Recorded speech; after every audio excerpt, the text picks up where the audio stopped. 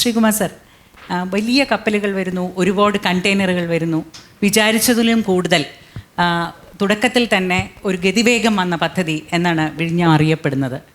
ഇപ്പോൾ ഈ പദ്ധതി എവിടെ എത്തി നിൽക്കുന്നു? എന്താണ് ഇപ്പോഴുള്ള വിഴിഞ്ഞത്തിൻ്റെ ഒരു അവസ്ഥ? Thank you. ഈ ഒരു അവസരം തന്നതിന് ആദ്യം തന്നെ നന്ദി പറഞ്ഞോളട്ടെ. മാഡം പറഞ്ഞ പോലെ ഇതിൻ്റെയൊക്കെ അമരക്കാരായിട്ട് തുടക്കം കുറിച്ച ആളുകൾ ആണ് എൻ്റെ അടുത്തിരിക്കുന്ന സുരേഷ് ബാബു സാറ്. അദ്ദേഹത്തിൻ്റെ നേതൃത്വത്തിലാണ് ഇതിൻ്റെ ഏറ്റവും ക്രൂഷ്യലായിട്ടുള്ള കാലഘട്ടങ്ങളിലൂടെ കടന്ന് ഈ പദ്ധതി ഒരു യാഥാർത്ഥ്യമാകാനുള്ള ആദ്യ ചുവടുവയ്പ്പുകൾ വെച്ചത് സുരേഷ് ബാബു സാറിൻ്റെ നേതൃത്വത്തിലുള്ള ഒരു ടീമാണ്. അങ്ങനെയാണ് കേരളത്തിൻ്റെ ചരിത്രത്തിൽ ആദ്യമായിട്ട് യഥാർത്ഥ പൊതു സ്വകാര്യ പങ്കാളിത്തത്തിൽ ഒരു വിഴിഞ്ഞം തുറമുഖം ആസൂത്രിതമാകുകയും സർക്കാരിൻ്റെ ഇനിഷ്യേറ്റീവിലൂടെ ഒരു ബിഡ് പ്രക്രിയയിലൂടെ ഈ ഭാരതത്തിലെ തന്നെ ഏറ്റവും വലിയ തുറമുഖ ഓപ്പറേറ്ററായിട്ടുള്ള Adani ports and SEZ limited ഇതിലെ സ്വകാര്യ പങ്കാളിയായിട്ട് ഉള്ളിൽ വരികയും ചെയ്തത്. ഏറെ തടസ്സങ്ങൾ അതിന് ശേഷവും ഉണ്ടായി പദ്ധതിയുടെ പുരോഗതിക്ക്. എക്സ്റ്റേണലായിട്ടും ആന്തരികമായിട്ടുമുള്ള പല പ്രതിസന്ധികളും പല സാങ്കേതിക പ്രശ്നങ്ങളും ഉണ്ടായെങ്കിലും 2024 ഡിസംബർ 3 തുറമുഖം യാഥാർത്ഥ്യമായി. അല്പം ആലങ്കാരികമായിട്ട് പറയുകയാണെങ്കിൽ ആ ദിവസം ഭാരതത്തിൻ്റെ ഗേറ്റ് വേ ഓഫ് ഇന്ത്യ നിങ്ങളെല്ലാവരും കണ്ടിട്ടുണ്ടാവും. ബോംബെയിലുള്ള ഗേറ്റ് വേ ഓഫ് ഇന്ത്യ യഥാർത്ഥത്തിൽ 1600 കിലോമീറ്റർ തെക്കോട്ട് നീങ്ങി തിരുവനന്തപുരത്തേക്ക് മാറുകയാണ് ചെയ്തിട്ടുള്ളത്. അതായത് ഇന്ന് ഈ തുറമുഖം നമ്മുടെ രാജ്യത്തിനെന്ന് മാത്രമല്ല ഈ ഇന്ത്യൻ ഓഷ്യൻ റിമിലുള്ള കിഴക്കൻ ആഫ്രിക്കൻ രാജ്യങ്ങൾക്കും സൗത്ത് ഏഷ്യൻ രാജ്യങ്ങൾക്കും GCC രാജ്യങ്ങൾക്കും ഈവൻ സൗത്ത് ഈസ്റ്റ് ഏഷ്യൻ രാജ്യങ്ങൾക്കും ആഗോള വിപണിയിലേക്ക് അവരുടെ ഉൽപ്പന്നങ്ങൾ അയക്കാനായിട്ടുള്ള ഒരു ലോജിസ്റ്റിക്സ് നെറ്റ്വർക്കിൻ്റെ ഭാഗമായി കഴിഞ്ഞു വിഴിഞ്ഞം.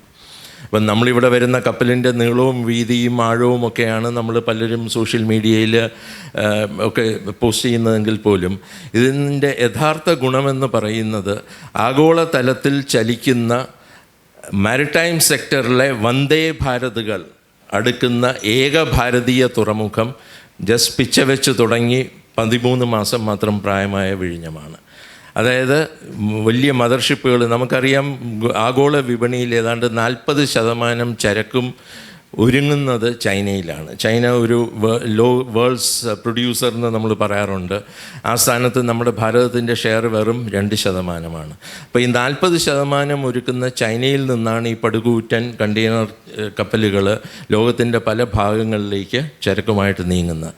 ആ ചൈനീസ് കപ്പലുകൾക്ക് ചൈനയിൽ നിന്ന് ഒറിജിനേറ്റ് ചെയ്യുന്ന വൻ പടുകൂറ്റൻ കപ്പലുകൾ ഇന്ന് ഭാരതത്തിൽ അടുക്കുന്ന ഏക തുറമുഖം നമ്മുടെ വിഴിഞ്ഞമാണ്. അപ്പോൾ ആ സാധ്യതകൾ നമുക്ക് ഊഹിക്കാവുന്നതേ ഉള്ളൂ. സുരേഷ് ബാബു സർ, ഈ ഗേറ്റ് വേ ഓഫ് ഇന്ത്യ തെക്കൻ കേരളത്തിൻ്റെ ഈ ഒരറ്റത്തേക്ക് വരിക എന്ന് പറഞ്ഞത് എത്ര സ്വപ്ന പദ്ധതി എന്ന് കേരളം ആവർത്തിച്ച് പറഞ്ഞപ്പോഴും എളുപ്പമുള്ള വഴികളിലൂടെ ആയിരുന്നില്ല. എന്താണ് ഈ പദ്ധതി യാഥാർത്ഥ്യമാകുന്നതിൽ ഏറ്റവും നിർണായകമായിട്ടുള്ള പങ്ക് വഹിച്ച നാഴികക്കല്ലുകൾ? അതൊന്ന് ഓർത്തെടുക്കാമോ? എനിക്ക് തോന്നുന്നു 2010 ബഹുമാന്യനായ ശ്രീ അച്യുതാനന്ദൻ സാർ മുഖ്യമന്ത്രി ആയിരുന്നപ്പോഴാണ് ആദ്യമായിട്ട് നമ്മൾ അതിന് മുമ്പ് 3-4 ടെൻഡറുകൾ നടക്കുന്നുണ്ട്. ഒരു സ്ട്രാറ്റജിക് ഓപ്ഷൻ റിപ്പോർട്ട് IFC കൊണ്ട്, വേൾഡ് ബാങ്കിൻ്റെ ഒരു ആമാണ്, അവരെ കൊണ്ടാണ് ഇത് ചെയ്യിക്കുന്നത്. അത് പിന്നീട് ക്യാബിനറ്റ് അപ്രൂവ് ചെയ്യേണ്ടായി. അത് നോക്കുകയാണെങ്കിൽ അതിനകത്ത് അതിലെ ഒരു ട്രാഫിക് പ്രൊജക്ഷൻസ് വരുന്നുണ്ട്. ഒരു എങ്ങനെയാണ് ബിസിനസ് സാധ്യതകൾ അതിന് തിരിഞ്ഞു നോക്കുമ്പോൾ വളരെ രസമാണ്. കാരണം അത് വളരെ മോശമായിട്ടാണ് ട്രാഫിക് പ്രൊജക്ഷൻസ്. ഡ്യുബറി എന്ന് പറയുന്ന ഒരു യൂറോപ്യൻ, അവരാണ് ലീഡേഴ്സ്, ഡ്യുബറിയാണ് ആ സ്റ്റഡി നടത്തിയിരിക്കുന്നത്. അവരുടെ ട്രാഫിക് പ്രൊജക്ഷൻസ് വളരെ ഇതാണ്. ഇത് വളരെ പ്രയാസമുള്ള ഇതാണ്. അവർ എഴുതി വെച്ചിരുന്ന വാക്കുകളൊക്കെ വല്ലാത്ത വാക്കുകളാണ് വേൾഡ് ബാങ്ക് എഴുതി വെച്ചിരിക്കുന്നത്. ഇതൊരു വൈറ്റ് എലിഫൻ്റായി പോവും എന്ന് എഴുതി വെച്ചിട്ടുണ്ട് റിപ്പോർട്ടിൽ. പക്ഷേ അപ്പോൾ അത് കുഴപ്പമില്ല, അതായിരുന്നു അന്നത്തെ ട്രാഫിക് പ്രൊജക്ഷൻ. പക്ഷേ അപ്പോഴും ഞാൻ പറഞ്ഞു വന്ന പോയിന്റ്, ഇത് അന്നും ഇന്നും നമ്മളൊരു ട്രാൻസ്മിറ്റ്മെൻറ്റ് ഹബ്ബായിട്ടാണ് ഇതിനെ നമ്മൾ വിഭാവന ചെയ്തിട്ടുള്ളതും ഡെവലപ്പ് ചെയ്തിട്ടുള്ളതും. പൊതു സ്വകാര്യ മേഖലയിലാണ് അത് ചെയ്തിട്ടുള്ളത്. പക്ഷേ ഇതിൻ്റെ വളർച്ച ഞാൻ നേരത്തെ പറഞ്ഞത് അതുകൊണ്ടാണ് ഞാൻ പറഞ്ഞത്, ഡെറി റിപ്പോർട്ടിനെയൊക്കെ മറികടന്നുകൊണ്ടും ഒരുപക്ഷേ നമ്മുടെ പങ്കാളിയായി വന്ന അദാനിയുടെ മാർക്കറ്റ് ഇൻ്റലിജൻസ് ഉണ്ടല്ലോ, അത് വെച്ചിട്ട് അവരെടുത്തിട്ടുള്ള ഈ പ്രൊജക്ഷൻസ് ഉണ്ടല്ലോ, അതെല്ലാം മറികടന്നുകൊണ്ട് അത്ഭുതകരമായ വിധമത്താണ് ആദ്യത്തെ ഒരു കൊല്ലം കൊണ്ട് തന്നെ ഇതിൻ്റെ കപ്പാസിറ്റി യൂട്ടിലൈസേഷൻ 100 കവിയുന്നു എന്നുള്ളതാണ്. നിങ്ങൾക്കറിയാം, ഇപ്പോൾ ഒരു സെക്കൻഡ് ഫേസും തേർഡ് ഫേസും അദാനി ചെയ്യുന്നുണ്ട്. അത് നേരത്തെ ആണെന്നുള്ള കരുതുന്നുണ്ട്. പക്ഷെ അതങ്ങനെയല്ല. അതിനകത്ത് ക്ലിയറായിട്ട് ഈ കൺസെഷൻ എഗ്രിമെൻറ്റ് പറയുന്നുണ്ട് 3 കൊല്ലം 2 കൊല്ലം 3 കൊല്ലം കണ്ടിന്യൂസ് ആയിട്ട് 5 കൊല്ലത്തിൽ 3 കൊല്ലം ഇത് 100% വന്നു കഴിഞ്ഞാൽ 75% വന്നു കഴിഞ്ഞാൽ അവർ 100% അവരുടെ ഇൻവെസ്റ്റ്മെൻറ്റ് ചെയ്യണമെന്ന്. പക്ഷേ അത് അതിന് മുമ്പേ തന്നെ ചെയ്യാൻ വന്നു, അവർ ഉടനെ ചെയ്തു. വളരെ നല്ല കാര്യമാണ്. ഗവൺമെൻറ് ഇടപെടലും അതിനകത്തുണ്ടായി, പെട്ടെന്ന് ചെയ്യാൻ സാധിച്ചു. പക്ഷേ ഇതൊന്നും നേരത്തെ വിചാരിച്ചിരുന്ന കാര്യങ്ങളല്ല. അപ്പോൾ അത് വരുമ്പോഴേ അപ്പോൾ നമ്മൾ നേരത്തെ പറഞ്ഞ പോലെ തെക്കൻ കേരളം എന്നൊക്കെയുള്ള ഇത് കോൺസെപ്റ്റിലേക്ക് ഇത് മാറിക്കഴിയുന്നു. ആ കോൺസെപ്റ്റ് മാറുന്നു. ഇതൊരു നാഷണൽ പ്രോജക്റ്റായി മാറുകയാണ്. പെട്ടെന്ന് തന്നെ ഒരു നാഷണൽ പ്രോജക്റ്റായി മാറുന്നു. അറ്റ്ലീസ്റ്റ് അപ്പോൾ നമ്മൾ പറയുന്നതിൻ്റെ തിരുവനന്തപുരത്തിൻ്റെ പ്രാന്തപ്രദേശങ്ങളിലുള്ള വളർച്ച ഇതോടൊപ്പം ഉണ്ടാവും. പക്ഷേ അത് മാത്രമായിരിക്കില്ല ഇതിൻ്റേത്. അങ്ങനെ കാണാനും നമ്മൾ പാടില്ല. പൊതുവായ വലിയ വളർച്ച വരുമ്പോഴും തിരുവനന്തപുരത്തിന് വളരെ അങ്ങേയറ്റത്തുള്ള വളർച്ച ഉണ്ടാവും. ഇത് സൗത്ത് ഇന്ത്യയുടെ വളർച്ചയ്ക്ക് മാത്രമല്ല, ഇന്ത്യയുടെ തന്നെ ഒരു വലിയൊരു പ്രോജക്റ്റായി മാറിക്കഴിഞ്ഞിരിക്കുന്നു. അടിസ്ഥാന സൗകര്യങ്ങൾ, ഈ പോർട്ടുമായി അനുബന്ധമായ അടിസ്ഥാന സൗകര്യ വികസനങ്ങൾ വളരെ പെട്ടെന്ന് ചെയ്യുക, അതുവഴി ഇൻവെസ്റ്റ്മെൻറ്റ്സ് കൊണ്ടുവരിക എന്നുള്ളതാണ് സർക്കാർ ചെയ്യാവുന്ന ഏറ്റവും വലിയ കാര്യം. ആദ്യം ഇപ്പോൾ വേൾഡ് ബാങ്ക് ഇങ്ങനെ നെഗറ്റീവായിട്ടുള്ളൊരു റിപ്പോർട്ട് തരുന്നു, നമുക്ക് ഇത് വൈറ്റ് എലിഫൻ്റ് ആകുമോ എന്നുള്ള ഭയം വരുന്നു. ടെൻഡറുകളിൽ ആരും പങ്കെടുക്കാതെ വന്ന ഒരു സാഹചര്യം ഉണ്ടാകുന്നു. അവിടെ നിന്ന് ഇത് മുന്നോട്ട് പോയത് എങ്ങനെ? അതിലേറ്റവും പ്രധാനപ്പെട്ട 1-2 കാര്യങ്ങൾ എടുത്തു പറയാൻ കഴിയുന്നത്, ഇത് നടന്നു എന്നുള്ളതും എങ്ങനെയെങ്കിലും നടന്നു എന്നല്ല, നല്ല രീതിയിൽ നടന്നു എന്ന് ഉറപ്പാക്കാൻ കഴിഞ്ഞ തീരുമാനങ്ങൾ എവിടെയാണ് എടുക്കപ്പെട്ടത്? യാഥാർത്ഥ്യത്തിൽ അത് ഞാൻ നേരത്തെ പറഞ്ഞു 2010 തന്നെ ഒരു ടെൻഡർ പോകുന്നുണ്ടായിരുന്നു. ആ ടെൻഡറിൽ ഒരു അദാനിയും പാർട്ടിസിപ്പേറ്റ് ചെയ്യുന്നുണ്ടായിരുന്നു. പക്ഷേ അദാനിക്ക് അന്ന് ക്ലിയറൻസ് കിട്ടുന്നില്ല, സെക്യൂരിറ്റി ക്ലിയറൻസ് കിട്ടും. നമുക്ക് അറിഞ്ഞുകൂടാത്ത കാരണങ്ങളാൽ ഒരിക്കലും ഗവൺമെൻറ് ഓഫ് ഇന്ത്യ ഡിസ്ക്ലോസ് ചെയ്യാറില്ല. സെക്യൂരിറ്റി ക്ലിയറൻസ് മാത്രം ചീഫ് സെക്രട്ടറി കത്ത് വരുന്നു. അപ്പോൾ അങ്ങനെ അവർ വരികയും അവരല്ലാതെ തന്നെ ഒരു ഓസ്ട്രേലിയൻ കൺസോർഷ്യമാണ് വരുന്നത്, IFC റിപ്പോർട്ട്. അവിടെയും അവർ പറയുന്നത് അത് പാർട്ട്ലി നമ്മൾ കെട്ടിക്കൊടുക്കാമെന്നുള്ളതായിരുന്നു. ഇത്രയും വലിയ പോർട്ടല്ലായിരുന്നു. പക്ഷേ അവിടെയും അവർ 15-30 കൊല്ലത്തേക്ക് അവരിത് ചോദിക്കുകയാണ് ചെയ്തത്. അങ്ങോട്ട് നമ്മൾ ഗ്രാൻഡ് കൊടുക്കണം, ഇയർലി ഗ്രാൻഡ്. അങ്ങനെ അത് ക്യാൻസൽ ചെയ്യുന്നു. ക്യാൻസൽ ചെയ്തതിന് ശേഷം രണ്ടാമതാണ് നമ്മൾ വീണ്ടും ഒരു ടെൻഡർ. അപ്പോഴത്തേക്ക് നമ്മൾ IFC പതുക്കെ വിഡ്രോ ചെയ്യുന്നു. അത് ഞാൻ പറഞ്ഞ ഒരുപാട് ചരിത്രമുണ്ട്. IFC വിഡ്രോ ചെയ്യുന്നതിനുള്ള പ്രധാന കാരണങ്ങളിലൊന്ന്, നമ്മുടെ തിരുവനന്തപുരത്തുള്ള കുറച്ച് പേര് അവർ ഭയങ്കരമായി വേൾഡ് ബാങ്കിൽ പരാതി കൊടുക്കുകയും നിരന്തരം പരാതികൾ എൻവയൺമെൻറ്റൽ ഇഷ്യൂസ് കൊടുക്കുകയും അവർ ഫ്രാൻസിൽ നിന്ന് ഒരു ഓംബുഡ്സ്മാനെ ഇങ്ങോട്ട് അയക്കുകയും ചെയ്യുന്നുണ്ട്. അപ്പോൾ ആ ഘട്ടത്തിൽ പതുക്കെ ഇന്ത്യൻ ടീം വിഡ്രോ ചെയ്യുകയാണ്. എനിക്കിപ്പോഴും ഓർമ്മയുണ്ട്, നിങ്ങളുടെ പ്രോജക്റ്റ് നല്ല നിങ്ങൾ വിഡ്രോ ചെയ്യുന്നതാണെന്ന് ഇന്ത്യൻ ഹെഡ് എന്നോട് പറഞ്ഞു പേഴ്സണലായി. അവർ വിഡ്രോ ചെയ്യുന്ന ഘട്ടത്തിലേക്ക് അപ്പോഴത്തേക്കും മന്ത്രിസഭ മാറുന്നു. ഉമ്മൻചാണ്ടി സാറ് ചാർജ് എടുക്കുന്നു. അദ്ദേഹത്തിൻ്റെ ഒരു നിശ്ചയദാർഢ്യമാണ് ഇതിനകത്തുള്ളത്. ആ സമയത്ത് ഇതിൻ്റെ ചരിത്രം പറയുകയാണെങ്കിൽ, അദ്ദേഹം ബഹുമാന്യനായ ശ്രീ ഉമ്മൻചാണ്ടി മോണ്ടെ സിംഗ് അലുവാലിയ, അന്നത്തെ പ്ലാനിംഗ് കമ്മീഷൻ വൈസ് ചെയർമാന് ഒരു കത്ത് എഴുതുന്നു. വലിയ PPP പ്രോജക്റ്റുകൾ ചെയ്ത ഒരു എക്സ്പീരിയൻസ് കേരളത്തിനില്ല, അതുകൊണ്ട് പ്ലാനിംഗ് കമ്മീഷൻ്റെ സഹായമാണെന്ന് പറയുന്നു. അദ്ദേഹം ഒരു മീറ്റിംഗ് വിളിച്ചു കൂട്ടുകയും അവിടുത്തെ ഇന്ത്യയിലെ ഏറ്റവും പ്രഗത്ഭനായ ഒരു PPP എക്സ്പെർട്ട് എന്ന് പറയുന്നത് AS ഓഫീസറാണ് ഗജേന്ദ്ര ഹൽദിയ. അദ്ദേഹം മോണ്ടെ സിംഗ് അൽവാലിയയുടെ അഡ്വൈസറായിരുന്നു. അദ്ദേഹത്തെ ഇതിന് ചുമതലപ്പെടുത്തുകയാണ് ഉണ്ടായത്. അദ്ദേഹം ഇവിടെ വന്നിട്ടാണ് നമ്മളൊരു ഇത് റീസ്ട്രക്ചർ ചെയ്യുന്നത്. IFC വിടുന്നു. അങ്ങനെ പ്ലാനിംഗ് കമ്മീഷൻ്റെ ഒരു ആഭിമുഖ്യത്തിലാണ് ഇതിൻ്റെ റീസ്ട്രക്ചറിങ് നടക്കുന്നത്. പക്ഷെ അപ്പോഴും ഞാൻ പറയുകയാണ്, ഒരു പൊതു സ്വകാര്യ പങ്കാളിത്തം മാത്രമല്ല ഇവിടെ വരുന്നത്. ഇതിൽ ഏറ്റവും ക്രിട്ടിക്കലായിട്ട് നമ്മൾ മനസ്സിലാക്കേണ്ട ഒരു കാര്യം, നമ്മളന്ന് ക്യാപിറ്റൽ സബ്സിഡി കൊടുത്തു എന്നുള്ളതാണ്. ക്യാപിറ്റൽ സബ്സിഡി കൊടുക്കുക എന്ന് പറയുന്നത് അത് മൻമോഹൻ സിംഗിൻ്റെ കാലത്ത് വന്ന PPP ഗൈഡ് ലൈൻസ് അത് തന്നെയാണ് ഇപ്പോഴും തുടരുന്നത്. ലാർജ് ഇൻഫ്രാസ്ട്രക്ചർ പ്രോജക്റ്റുകൾ സ്വകാര്യ മേഖലയ്ക്ക് പലപ്പോഴും വയബിൾ അല്ല. അപ്പം ക്യാപിറ്റൽ സബ്സിഡി കൊടുക്കുക എന്നുള്ളൊരു തീരുമാനത്തിലെത്തുക, അതായിരുന്നു ഏറ്റവും പ്രധാനപ്പെട്ട തീരുമാനവും. നമ്മളെല്ലാവരും മനസ്സിലാക്കേണ്ട ഒരു പോയിൻ്റ് നമ്പർ 1, ക്യാപിറ്റൽ സബ്സിഡി കൊടുക്കാനായിട്ട് ക്യാബിനറ്റ് എടുക്കുന്ന തീരുമാനം. ഏറ്റവും അധികം ക്രിറ്റിസിസം വന്നതും AG അവസാനം ഇതിനെ പിടിച്ചു കുലുക്കിയതും ഒരു ജുഡീഷ്യൽ എൻക്വയറിയിലേക്ക് വരെ പോയതുമായ ഏറ്റവും പ്രധാനപ്പെട്ട കാര്യം ക്യാപിറ്റൽ സബ്സിഡി കൊടുത്ത് ഇത് കൊണ്ടുവരണോ എന്നുള്ളതാണ്. ഇന്നിവിടെ ഇരുന്ന് ഇത് പ്രോജക്റ്റ് സക്സസ്ഫുൾ ആയതുകൊണ്ട് മാത്രമാണ് എനിക്കിത് പറയാൻ സാധിക്കുന്നത്. Always there is A businesses such decisions. ഭാഗ്യവശാൽ ഇത് സക്സസ്സായി. അത് കഴിഞ്ഞ് നിങ്ങൾ ആരെങ്കിലും വായിച്ചിട്ടുണ്ടോ എന്നറിയില്ല, ഈ അടുത്ത കാലത്ത് ട്രിബ്യൂണിൽ ഇതിനെപ്പറ്റി മോണ്ടെ സിംഗ് അൽവാലിയ എഴുതി. വിഴിഞ്ഞം സക്സസ് സ്റ്റോറി എന്ന് പറഞ്ഞിട്ട് അതിനെ വ്യക്തമായി അദ്ദേഹം പറയുന്നുണ്ട്. ക്യാപിറ്റൽ സബ്സിഡി കൊടുത്ത് ആദ്യ ഘട്ടത്തിൽ, അതാണ് അതിനകത്ത് പറഞ്ഞത്, ആദ്യ ഘട്ടത്തിൽ പലപ്പോഴും ക്യാപിറ്റൽ സബ്സിഡി കൊടുക്കേണ്ടി വരും. ആ ക്യാപിറ്റൽ സബ്സിഡി കൊടുത്തു കഴിഞ്ഞാൽ രണ്ടാം ഘട്ടം അത് വിജയിച്ചാൽ രണ്ടാം ഘട്ടവും മൂന്നാം ഘട്ടവും പൂർണ്ണമായും ആ കൺസ്ട്രക്ഷൻ അയാളുടെ ചെലവിൽ ചെയ്യും. അതാണ് ഇവിടെ സംഭവിച്ചത്. അത് ഒന്നാമത്തെ കാര്യം. അങ്ങനെ ഒരു ഡിസിഷൻ എടുക്കാൻ ഭരണാധികാരിയായ ഉമ്മൻചാണ്ടി സാറിന് സാധിച്ചു. ഒന്ന്. രണ്ടാമത്തെ കാര്യം, ഒരു കേരളത്തിൽ ഇന്ത്യയിൽ PPP ഇതെല്ലാവർക്കും ഒരു പാഠമാണ്. PPP പ്രോജക്റ്റുകൾ ഫെയിൽ ചെയ്യുന്നതിനുള്ള പ്രധാനപ്പെട്ട കാരണങ്ങൾ: ഒന്ന്, ലാൻഡ് അക്വസിഷൻ; രണ്ട്, EA ക്ലിയറൻസ്. അപ്പോൾ ഒരു ഡിസിഷൻ കൂടെ എടുത്തു. സർക്കാർ തന്നെ 90% ലാൻഡ് എടുത്തിട്ട് EA ക്ലിയറൻസ് സർക്കാർ തന്നെ വാങ്ങിക്കുക. അതൊരു ഡിസിഷനായിരുന്നു. അങ്ങനെ EA ക്ലിയറൻസും 2 കൊല്ലത്തെ പഠനത്തിന് ശേഷം മാറിയെടുത്തു.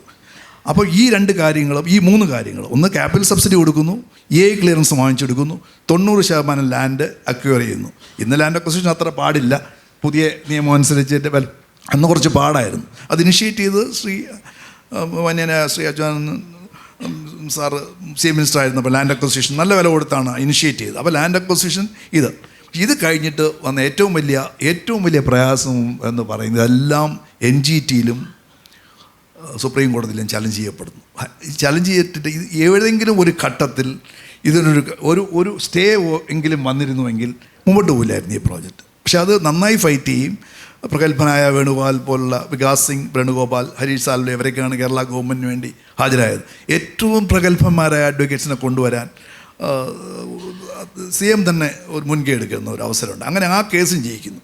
അപ്പം പിന്നെ ഉണ്ടായിരുന്നതെന്ന് വെച്ച് കഴിഞ്ഞാൽ, ഞാൻ നേരത്തെ സംസാരിക്കുകയായിരുന്നു, നമ്മുടെ 3-4 പ്രാവശ്യം എക്സ്റ്റെൻഡ് ചെയ്തിട്ട് വന്നു. അദാനി ഉൾപ്പെടെ ആരും ടെൻഡർ തന്നില്ല. അത് കഴിഞ്ഞിട്ടാണ് അവർ ടെൻഡർ തരുന്നത്. ആ ഘട്ടത്തിൽ അവർ ഒരു കാര്യം മാത്രമേ ചോദിച്ചിട്ടുള്ളൂ. ഈ വരുന്ന വാർത്തകളൊന്നും ശരിയല്ല, മുഴുവൻ തെറ്റാണ്. അവർ എൻ്റെ പ്രസൻസ് ഉണ്ട്, ചീഫ് സെക്രട്ടറി ഉണ്ട്, പോർട്ട് മിനിസ്റ്റർ ഉണ്ട്, പ്ലാനിംഗ് ബോർഡ് വൈസ് ചെയർമാൻ ഉണ്ട്. മിസ്റ്റർ അഡാനി CMനോട് ചോദിച്ച ഒറ്റ കാര്യമാണ്, എല്ലാവരും സപ്പോർട്ട് ചെയ്യുമോ? കേരളത്തിൽ ഒരു പബ്ലിക് പ്രൈവറ്റ് പാർട്ട്ണർഷിപ്പും ഞങ്ങൾ വന്നാൽ എല്ലാവരും സപ്പോർട്ട് ചെയ്യുമോ? ഒരു സംശയമില്ലാതെ അദ്ദേഹം പറയുന്നു, എല്ലാവരും സപ്പോർട്ട് ചെയ്യും. ഇത് എല്ലാവരുടെയും കൂടെ പ്രോജക്റ്റാണ്, ഞാൻ അഷ്വർ ചെയ്യുന്നു. അങ്ങനത്തെ ഒരു അഷ്വറൻസിലാണ് അവർ ഈ ടെൻഡറിൽ പങ്കെടുക്കാമെന്ന് സമ്മതിക്കുന്നത്. ഒരിടത്തും നമുക്കൊരു വേദി കിട്ടിയിട്ടില്ല, ഇത് പറയാൻ അവസരം തന്നതിന് നന്ദിയുണ്ട്. ഇപ്പോൾ എല്ലാവരുടെയും ഒരു സപ്പോർട്ട് ഉറപ്പാക്കുകയും 1ാം പിണറായി സർക്കാരിൻ്റെ കാലത്തും ഇതുമായിട്ട് മുന്നോട്ട് പോകാമെന്നുള്ള ഉറച്ച രാഷ്ട്രീയ തീരുമാനം ഉണ്ടാവുകയും ചെയ്യുകയും പിന്നീട് ഇപ്പോൾ എൻ്റെ 1ാം ഘട്ടം നേരത്തെ ശ്രീകുമാർ സാർ പറഞ്ഞ പോലെ തന്നെ ഇത്രയും വിജയിക്കുന്ന ഈ പോർട്ടിൽ ഇത്രയും വലിയ മുതൽ മുടക്ക് നടത്തി അദാനി പോലും പ്രതീക്ഷിച്ചില്ല എന്ന് പറയുന്നു. അപ്പോൾ 2ാം ഘട്ടത്തിലേക്ക് കടക്കുമ്പോൾ സർക്കാരിൻ്റെ നേരിട്ടുള്ള ഇടപെടലുകൾ കുറയുകയും അദാനി പോർട്സിൻ്റേതായിട്ടുള്ള കൂടുതൽ ഇൻവെസ്റ്റ്മെൻറ്റ് ഈ വിഴിഞ്ഞം ഇൻ്റർനാഷണൽ സീപോർട്ട് ലിമിറ്റഡിലേക്ക് അല്ലെങ്കിൽ ആ പദ്ധതിയിലേക്ക് വരികയും ചെയ്യുന്നൊരു ഘട്ടത്തിൻ്റെ തുടക്കത്തിലാണ് നമ്മൾ. അതുണ്ടാകുമോ ഉടൻ? ഈ ചോദിച്ചപ്പോൾ സാർ ഓൾറെഡി അതിനെക്കുറിച്ച് വിശദീകരിച്ചു കഴിഞ്ഞു. ഈ പദ്ധതിയുടെ തുടർഘട്ടങ്ങൾ, അത് പദ്ധതിയുടെ വിജയത്തിനെ ആശ്രയിച്ച് ഒന്നുകിൽ 10-25 കൊല്ലം വരെ ഒരു വിൻഡോ അവർക്ക് നൽകിയിരുന്നു.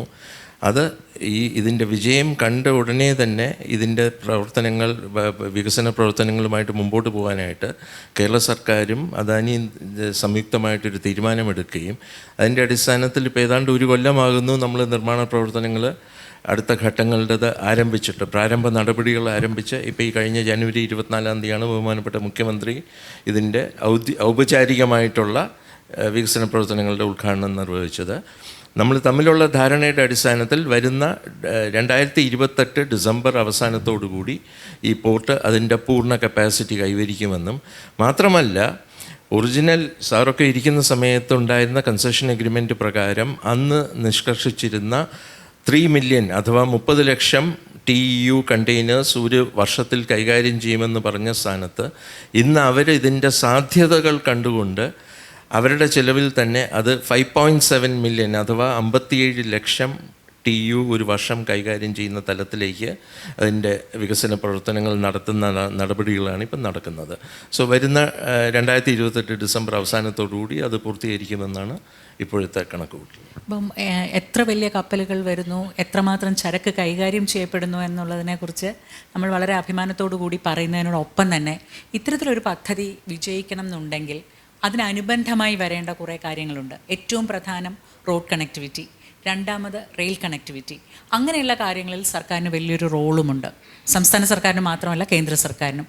ആ കാര്യങ്ങൾ എവിടം വരെ എത്തിയിട്ടുണ്ട്?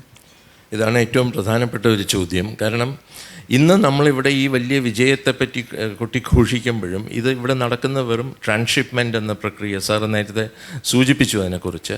ലോകത്തിൻ്റെ ഏതോ കോണിൽ നിന്നുള്ള കപ്പലുകളിൽ ആരുടെയൊക്കെയോ ചരക്ക് ഇവിടെ വന്ന് ഇവിടുത്തെ ഒരു കസ്റ്റം ബോണ്ടഡ് 75 ഏക്കർ ഏരിയയ്ക്കുള്ളിൽ നിക്ഷേപിക്കപ്പെടുന്നു. വേറെ എവിടുന്നോ ഉള്ള കപ്പലുകൾ വന്ന് അവയെ എടുത്ത് അവയുടെ അന്ത്യ ലക്ഷ്യസ്ഥാനത്തേക്ക് കൊണ്ടുപോകുന്നു. ഇങ്ങനെയുള്ള ഇപ്പം നമ്മളൊരു ശരാശരി മലയാളി വിദേശത്ത് പോവുകയാണ്, ഇപ്പോൾ യൂറോപ്പിലേക്കോ അമേരിക്കയിലേക്കോ പോവുകയാണെങ്കിൽ വെളുപ്പിനെയുള്ള ഒരു ഫ്ലൈറ്റിൽ കയറി തിരുവനന്തപുരത്തു നിന്നോ കൊച്ചിയിൽ നിന്നോ നമ്മൾ ദുബായി ചെന്നിറങ്ങുന്നു, അടുത്ത ഗേറ്റിലേക്ക് ഓടി നമ്മുടെ അന്ത്യ സ്ഥാനത്തേക്ക് പറക്കുന്നു. അത്തരത്തിലുള്ള ഒരു പ്രക്രിയയാണ് ഇന്നിവിടെ നടക്കുന്നത്. അതിനുപരിയായിട്ട് നമ്മുടെ നാടിൻ്റെ സമ്പദ്ഘടനയ്ക്ക് ഗുണമുണ്ടാകുന്ന, അല്ലെങ്കിൽ നമ്മുടെ നാട്ടിലെ കുട്ടികൾക്ക് തൊഴിലുണ്ടാകുന്ന, അല്ലെങ്കിൽ നമ്മുടെ ഖജനാവിലേക്ക് ടാക്സ് റവന്യൂ എത്തിക്കുന്ന ഒരു സാധ്യതകൾ തുറക്കണമെന്നുണ്ടെങ്കിൽ ഈ തുറമുഖത്തിൻ്റെ വാതായനങ്ങൾ തുറക്കണം. ചരക്ക് ഉള്ളിലേക്കും പുറത്തേക്കും ഒഴുകുന്ന എക്സിം കാർഗോ നീക്കം, അല്ലെങ്കിൽ ഗേറ്റ് വേ കാർഗോ നീക്കം, അല്ലെങ്കിൽ ഒറിജിൻ ഡെസ്റ്റിനേഷൻ കാർഗോ നീക്കമെന്ന് നമ്മൾ വിശേഷിപ്പിക്കുന്ന ആ പ്രവൃത്തികൾ നടക്കണം. ഇത് നടക്കാൻ ഈ മുടുക്കുകളാൽ ചുറ്റപ്പെട്ട തിരുവനന്തപുരത്തിൻ്റെ തെക്കൻ പ്രദേശത്ത് സ്ഥിതി ചെയ്യുന്ന ഈ തുറമുഖത്ത് ഒരുപാട് പരിമിതികൾ ഇന്നുണ്ട്. ഈ പരിമിതികളും നമ്മളൊന്ന് ആലോചിക്കണം. ഈ കൊച്ചു സംസ്ഥാനം, ഇത്രയും സാമ്പത്തിക ഞെരുക്കമുള്ള ഈ ചെറിയ സംസ്ഥാനം ഇതുമാതിരിയുള്ള ഒരു വലിയ പദ്ധതിക്ക് വേണ്ടി ഓൾറെഡി ഏതാണ്ട് 6500 കോടി കമ്മിറ്റ് ചെയ്യുകയും അതിൽ 4000 കോടിയോളം നമ്മൾ ചെലവഴിക്കുകയും ചെയ്തു കഴിഞ്ഞു. അപ്പം റെയിൽ കണക്ടിവിറ്റി അനിവാര്യമാണ്. അതുപോലെ തന്നെയാണ് ലാസ്റ്റ് മൈൽ റോഡ് കണക്ടിവിറ്റിയും. അതിൻ്റെ നടപടികൾ പുരോഗമിക്കുകയാണ്. ഒരു അടുത്ത 1-2 മാസത്തിനുള്ളിൽ ഈ എക്സിം കാർഗോ നീക്കം ചെറിയ തോതിൽ ആരംഭിക്കും. പക്ഷേ ആ റെയിൽ കണക്ടിവിറ്റിക്കും റോഡ് കണക്ടിവിറ്റിക്കും അപ്പുറത്തേക്ക് ഒരു എൻറ്റയർ ലോജിസ്റ്റിക്സ് ഇക്കോസിസ്റ്റം നമ്മുടെ ഈ ജില്ലയിൽ വന്നു കഴിഞ്ഞാൽ മാത്രമേ ഇതിൻ്റെ പൂർണ്ണ ഗുണങ്ങൾ നമുക്ക് കിട്ടുകയുള്ളൂ. സുരേഷ് ബാബു സാറ് അവിടെ ജോലി ചെയ്യുന്ന സമയത്ത് പലപ്പോഴും അങ്ങ് പറഞ്ഞ് കേട്ടിട്ടുള്ള ഒരു കാര്യമാണ്, തിരുവനന്തപുരം, കൊല്ലം ജില്ലകളെ, അല്ലെങ്കിൽ ഒരുപക്ഷെ എറണാകുളം ജില്ല വരെയുള്ള സ്ഥലങ്ങളെ കണക്ട് ചെയ്തുകൊണ്ടുള്ള ഒരു വികസന ഇടനാഴി ആവശ്യമാണ്. ശ്രീകുമാരൻ നായർ വളരെ കൃത്യമായി പറഞ്ഞതുപോലെ തന്നെ ഇത് ഒരു നമ്മൾ നാഷണൽ പ്രോജക്റ്റാണെന്ന് പറയുമ്പോഴും നമ്മൾ ഹിൻഡർലാൻഡ് ഇവിടെ എന്തൊക്കെ ഉണ്ടാവുന്നു എന്നുള്ളത് നേരത്തെ ഇടനാഴിയെ പറ്റി പറഞ്ഞിരുന്നു. അത് 2015 ശേഷം 2026 നമ്മൾ എത്തി നിൽക്കുമ്പോൾ ലാൻഡ് വാല്യൂ ഭയങ്കര ചലഞ്ചാണ്. നമ്മളെ ഏറ്റവും വലിയ ചലഞ്ച് എന്ന് പറയുന്നത് ഈ ഭൂമിയുടെ വിലയാണ്. ഇത് 30,000 രൂപയായിരുന്നു അവിടെ സെൻറ്റിന് ഇതിൻ്റെ കൺസിക്വൻസ് സമയത്ത് പക്ഷേ അഫ്കോഴ്സ് അന്ന് വളരെയധികം വില കൊടുത്താണ് എടുത്ത് 30. ഒരു യുവ സംരംഭക, ആ കുട്ടി സക്സസ്ഫുള്ളാണ്. ഒരു ഏക്കർ സ്ഥലം അവിടെ കിട്ടിയാൽ കൊള്ളാം എന്ന് പറഞ്ഞിട്ട്, പേരൊന്നും പറയുന്നില്ല, കമ്പനിയുടെ പേരും പറയുന്നില്ല, ആ കുട്ടി സംസാരിക്കുന്നുണ്ടായിരുന്നു. ഈ കുട്ടി പോയി അവിടെ മാർക്കറ്റിലൊക്കെ നോക്കിയിട്ട് ഒരു സ്ഥലം കണ്ടുപിടിച്ചു, 99 സെൻറ്റ്.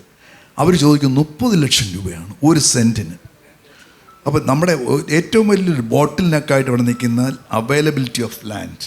അപ്പോൾ അതിനകത്ത് ഞാൻ ഒരു സജഷൻ, ആ കുട്ടിയോടി എന്നെ പറഞ്ഞാൽ ഞാൻ ഇവിടെയും പറയാം, അവിടെ Kerala state industrial development corporation, Kerala KINFRA എന്ന തുടങ്ങിയ ഓർഗനൈസേഷൻസ് വലിയ റോളുണ്ട്.